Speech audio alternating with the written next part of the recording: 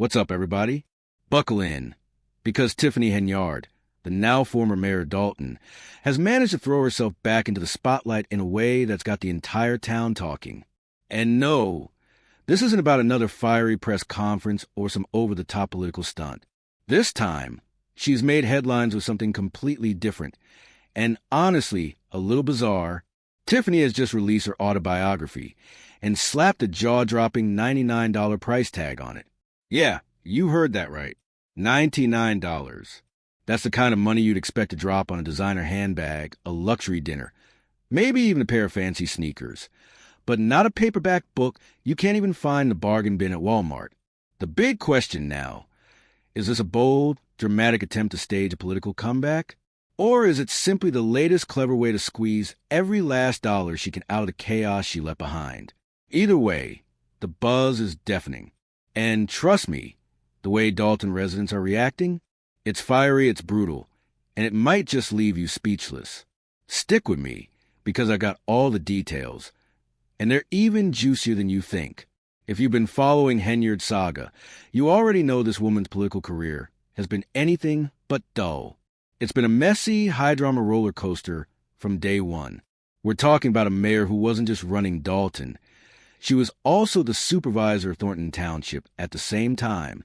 That's two massive positions, two massive paychecks, and double the political power. And what did she do with all that influence? She built a record that sounds like something straight out of corruption thriller.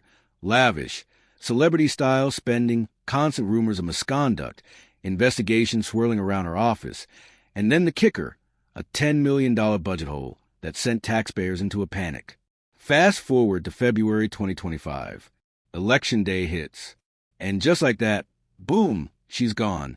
Wiped out from both positions in one clean sweep. Jason House takes the mayor's seat. State Senator Napoleon Harris steps in as township supervisor. And overnight, Henyard goes from the most powerful woman in the area to holding absolutely nothing. Now, here we are, months later, and she's back. But instead of calling a press conference or trying to launch a new campaign, she reappears with a $99 book. A memoir, she says, that will finally tell her side of the story. The question everyone's asking, is this going to be an honest, unfiltered defense of her actions? Or is it just another hustle dressed up with a glossy cover and a price tag that screams cash grab?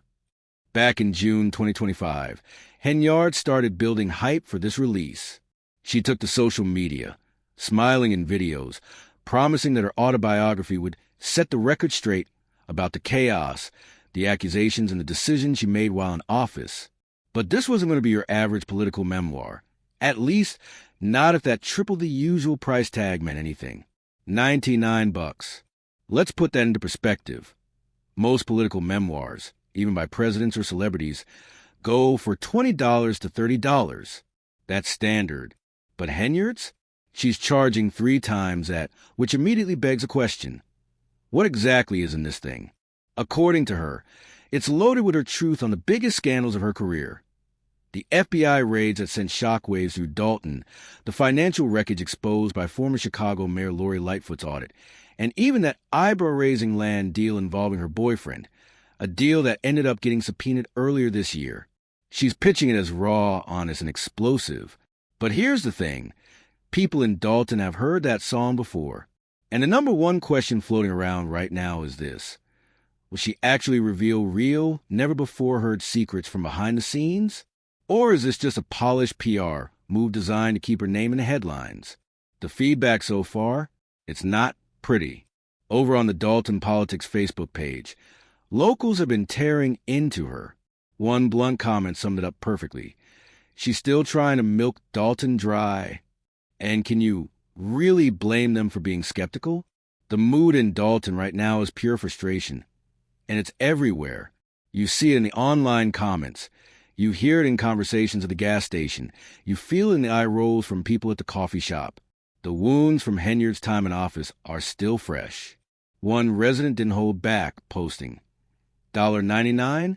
I wouldn't pay $9 for her lies. Another was even harsher, calling the whole thing a scam to bankroll her next scheme. And this isn't just petty gossip. This is coming from communities still crawling out from under the mess they say she left. Unpaid bills stacked high, a police department gutted and demoralized, and that massive multi-million-dollar deficit hanging over their heads like a storm cloud. And let's not forget the very public FOIA lawsuit where Henyard was held in contempt until July 2025 is still burned into people's memories. So if she wasn't transparent in office, why on earth would anyone believe she's suddenly going to start now? Still, believe it or not, there is a small group of people holding out hope. They think maybe, just maybe, this book could be her chance at redemption. They believe she might use it to finally expose what they see as political power plays, media bias, or backroom moves that unfairly painted her as the villain.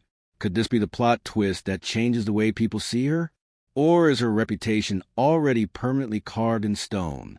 One thing's certain, this saga isn't over yet. And now I've got to ask, would you personally drop $99 on Tiffany Henyard's tell-all? Or does this feel like just another chapter in a very long book of calculated moves? Now let's talk about the timing, because this part is wild. This $99 tell-all is hitting shelves right as Henyard fades out of office and Dalton tries to pick up the pieces. Jason House has been running his Dalton United campaign, pushing transparency, ordering public audits, and actually delivering on changes she never made. We're talking free CTA rides for residents, new oversight rules, and real steps toward repairing the damage. Meanwhile, Henyard's move feels less like a thoughtful memoir and more like a last-minute grab for attention, and maybe a few quick dollars. And let's be real, she didn't just lose her election, she got demolished.